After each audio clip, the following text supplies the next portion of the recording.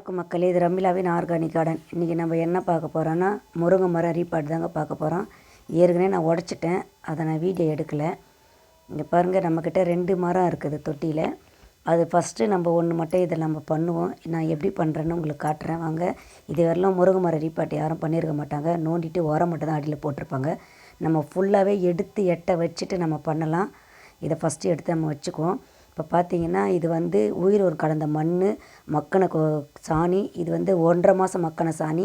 அதுக்கு அடுத்தது பாருங்கள் 6 மாதம் மக்கின சாணி அந்த பையில் இருக்குது. வெறும் சாணி, நம்ம உயிர் உரங்கள், இந்த மண், இதை மட்டுமே நம்ம இப்போ வச்சு இதை ரீபாட் பண்ண போகிறோம். பார்த்துக்குங்க, இது ஏற்கனவே உடச்சிதுங்க. இதில் தான் நம்மளுக்கு கணு ஒன்று ஒன்றா இருந்தது. இப்போ பார்த்திங்கன்னா இது நம்மளுக்கு அவ்வளோவா காயெல்லாம் கொடுக்குறதில்ல. இது பாருங்கள், பூ வந்திருக்கு. இது ஒன்று தான் பூ வந்திருக்கு, மற்றது எதுவும் பூ வரலை. அதனால் இதை நம்ம உடச்சிட்டோம். ஆல்ரெடி ஃபஸ்ட்டு வந்தது பார்த்திங்கன்னா 10 காய் வந்தது, அப்புறம் ஒரு 12 காய் வந்தது. அவ்வளோதாங்க, குறைஞ்சது ஒரு கொஞ்ச நாளாக காய் அது வரல. சரி, உயிர் உரங்களெல்லாம் நம்ம எல்லாமே கொடுத்து பார்த்தோம். மேல் உரமாக கொடுத்து பார்த்தோம். அடியில் கொஞ்சம் மண்ணை எடுத்துகிட்டு அதுக்கப்புறம் காய்கறி கம்போஸ்ட்டும் கொடுத்தோம். மாட்டு சாணி உரம் கொடுத்து பார்த்தோம். அப்புறம் ஃபர்டிலைசர் கொஞ்சம் கொடுத்து பார்த்தோம். மீன் அமிலம் கொடுத்து பார்த்தோம். பஞ்சக்காவியை கொடுத்து பார்த்தோம். எல்லாமே எதுக்குமே காய் வரல. வெறும் தழை மட்டும் வந்தது, கீரை மட்டும் கொஞ்சம் வந்தது, நல்லா தமன்னு வந்தது. அதுக்கப்புறம் பார்த்திங்கன்னா அப்படி நின்று போச்சு.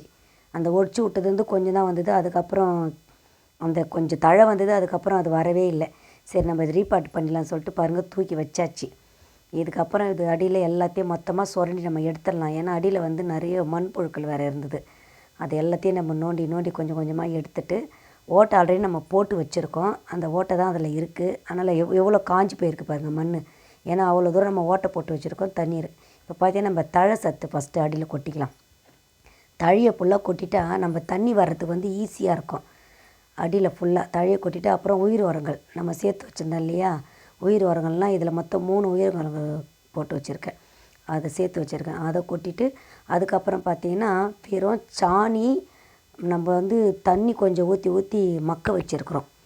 அது பாருங்கள் அந்த டப்பாவில். அதை எடுத்து அப்படியே நம்ம அது சாணி மொத்தம், அது மக்கின சாணி. அதாவது அது வந்து ஒரு 1.5 மாதமோ 2 மாதமோ தான், 2.5 மாதம் இருக்குன்னு நினைக்கிறேன் அது மக்கந்து. அதை ஃபுல்லாகவே அதை நம்ம கொஞ்சம் கொட்டி மீதி வச்சுருக்குறோம். அடுத்து பாருங்கள் 1.5 மாதம் மக்கந்து தான். அதில் தண்ணிலாம் எதுவுமே சேர்க்கலை நான். அதை அப்படியே கொட்டி வச்சுருக்குறோம். பாருங்கள் ஃபுல்லாகவே சாணி பட்டையாக இருக்குது பாருங்கள் அதில்.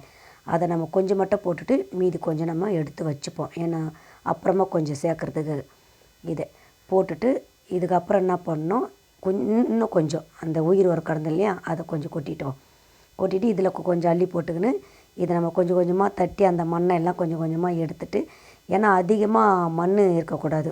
ஏன்னா பழைய மண்ணில் வந்து பிடிச்சது. இது வந்து 6 மாதம் மக்கின சாணிங்க.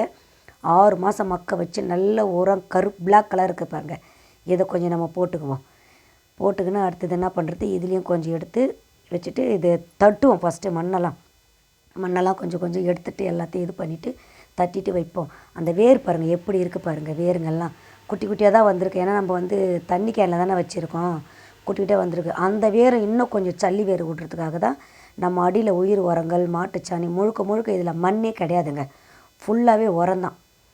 ஃபுல்லாகவே எல்லாமே உரம்தான். கொஞ்சம் மட்டும்தான் நம்ம அந்த மண்ணில் உயிர் உரங்கள் நம்ம சேர்த்துருக்குறோம். அதை கொட்டிட்டு இப்போ அந்த மக்கின மாட்டுச்சாணி மொத்தமாக நம்ம கொட்டிடலாம்.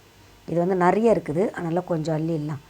இதை அது ஃபுல்லாக கொஞ்சம் கொட்டி அழகாக நம்ம அப்படியே நல்லா தழுவி விட்டுட்டோன்னு வச்சுக்க. அடுத்தது அந்த 2.5 மாதம் மக்கின அந்த மண், இது மாட்டுச்சாணம், அதையும் நம்ம கொஞ்சம் போட்டுக்கின்னு இதை மொத்தமாக கொட்டியாச்சா.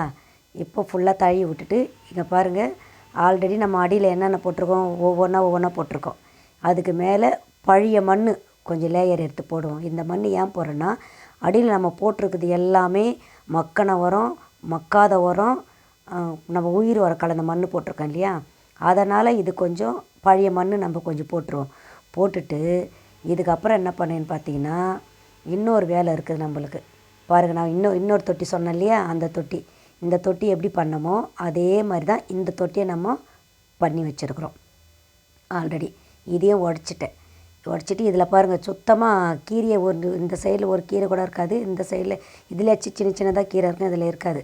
இப்போ இதில் எப்படி பண்ணமோ அதே தான் இதே பண்ணியிருக்கோம். இதை பண்ணிட்டோமா, இதுக்கு இப்போது ஒரு உரம் கொடுக்க போகிறோம். அதுதான் மீன் அமிலம். பாருங்கள், ஆல்ரெடி இது கலந்து வச்சுருக்கிறோம். இந்த மீன் அமிலம் ஏன் கொடுக்குறோன்னா, நம்ம மக்காத உரம் நம்ம கொட்டியிருக்கு இல்லையா மாட்டுச்சாணம், கொட்டியிருக்கிறேன் இல்லையா, அது வந்து மக்கணும். அது மக்கறதுக்காக தான் இதை நம்ம கொடுக்குறோம். ஆல்ரெடி உயிர் உரம் கொடுத்த மண் பட்டிருக்கோம், நம்ம மக்கின சாணியம் கொடுத்துருக்கோம், 6 மாதம் மக்கின சாணியம் கொடுத்துருக்கோம், 1.5 மாதம் கொஞ்சம் காய வச்சு மக்காத சாணியம் கொடுத்துருக்கோம். அது மக்கணும் இல்லையா, அதனால் இதை ஊற்றிட்டு அதுக்கு நம்ம சேர்த்து ஊற்றுவோம். அது உள்ளே இறங்கணும், இறங்குதா இல்லையான்னு பாருங்கள். ஏன்னா நம்ம வந்து இது பண்ணியிருக்கோம் இல்லையா, அடியில் தழை வச்சுருக்கோம். அதனால் இது ஊற்றக்குள்ள என்ன பண்ணோம், சருன்னு தண்ணி வந்துடும். நல்லா திட்டமாக பார்த்து ஊற்றிக்கலாம்.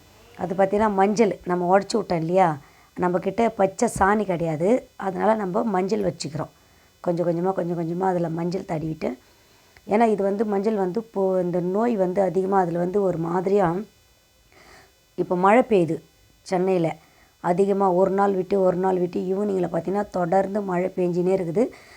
ஒரு நாள் கொஞ்சம் லேசாக வெயில் வர மாதிரி இருக்குது, டப்புன்னு உடனே மந்தரமாகிடுது.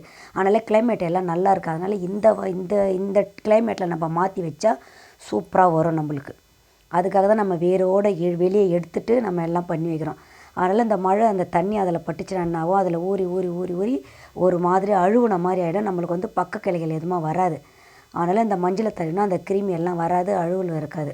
அதனால தான் இந்த மஞ்சளை நம்ம தடவி வைக்கிறோம். இந்த மஞ்சளை தடவுறப்ப பாருங்கள், ஒரு சின்ன கிளி கூட நான் போட்டு வச்சுருக்கேன். ஏன்னா அது எல்லாம் உடச்சிருக்கு. சப்போஸ் அதுலேயும் ஒரு துளு வரும்ன்ற ஒரு ஆசையில் தான் நான் மஞ்சள் வச்சுருக்கேன். இப்போ மஞ்சள் ஃபுல்லாக எல்லாத்துலேயுமே நம்ம ஒவ்வொரு சின்ன கிளையிலேருந்து பெரிய கிளைவெல்லாம் நம்ம மஞ்சள் வச்சாச்சு.